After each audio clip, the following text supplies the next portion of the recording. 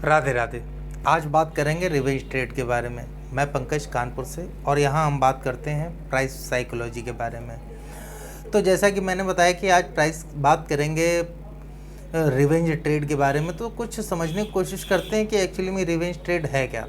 तो revenge trade ज़्यादातर जो बिगिनर्स होते हैं उनके द्वारा ली गई ट्रेडिंग होती है, या कभी कभी हम बहुत प्रोफेशनल होते हैं और बहुत ही फ्लो में बह जाते हैं और अपने रूल्स को याद नहीं रखते हैं, तो हमसे भी ये गलती हो जाती है। और अक्सर ये गलतियाँ हो ही जाती है जब हम पूरी तरीके से मार्केट को नहीं समझते हैं।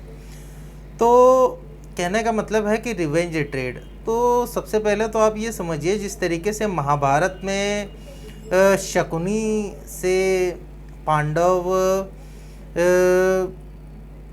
जिस तरीके से जुए में हार गए थे अपनी बीवी, तो कुछ उस तरीके से काम करता है revenge trade. Revenge trade actually में वो होता है जब हमें पता ही नहीं होता है कि हम कर क्या रहे हैं और इसका परिणाम क्या हो सकता है।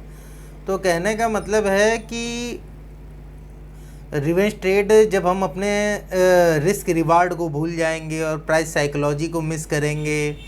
कहने का मतलब है कि अगर हमारी कोई दिन की एसएल की लिमिट है, तो अगर हमने वो लिमिट पूरी कर ली है, कहने का मतलब है कि जैसे कि मेरा एक पुराना वीडियो था कि मैक्सिमम एसएल आप डिफाइन कर लीजिए, और मैक्सिमम ट्रेड इन एसएल, मतलब कहने का कि 2 ट्रेड 3 ट्रेड अगर मैक्सिमम ट्रेडें लॉस के साथ हो गई हमारी, तो फिर उसके बाद ट्रेड नहीं करना है, या तो फिर मैक्सिमम जो है हमारा जो भी 1,000 10,000 50,000 जो भी लॉस लेने का, जो भी एसएल लेने का टारगेट है, वो अगर हमने पूरा कर लिया, मतलब जो भी हमें पहले मिल जाए, तो हम बाहर आ गए।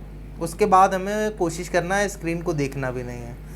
तो कहने का मतलब है कि जब हम रिवेंज ट्रेड लेने की कोशिश करते हैं, करने की कोशिश करते हैं, तो हम एक ऐसे डाकू से कुछ वापस चाहने की कोशिश करते हैं, जबकि हम भूल जाते हैं कि सामने वाला डाकू है। ये मैं एक एग्जांपल दे रहा हूँ आपको।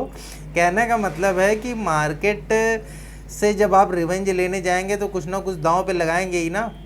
तो जो भी आप दांव पे लगाएंगे, तो वो सब कुछ मार्केट में जाने की पूरी संभावना है। कहने का मतलब है कि जब हमारा रिस्क रिवार्ड भाई क्लियर है कि हमें क्या लॉस लेना है, क्या प्रॉफिट लेना है, तब तो ठीक है। लेकिन जब हम रिवेंज ट्रेड लेने जाते हैं, तो फिर जो भी हमारे पास अवेलेबल होता है उन सभी को हम दांव पे लगाने की कोशिश करते हैं। और ज़्यादातर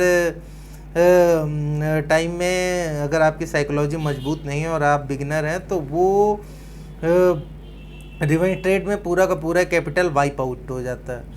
तो ठीक इसी तरीके से रिवेंज ट्रेड से बचना है, और अगर हमें परमानेंट ट्रेडिंग को प्रोफेशन बनाना है, तो कभी भी रिवेंज ट्रेड नहीं करना है, नहीं लेना है।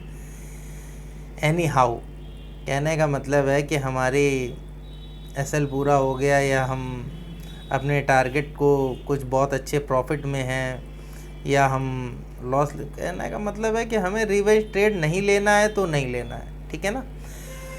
तो इसी तरीके से इन्हीं सारी चर्चाओं पर हम बात करते रहते हैं। अगर आपके कोई और सुझाव हो तो ज़रूर मुझसे साझा करें। राधे राधे।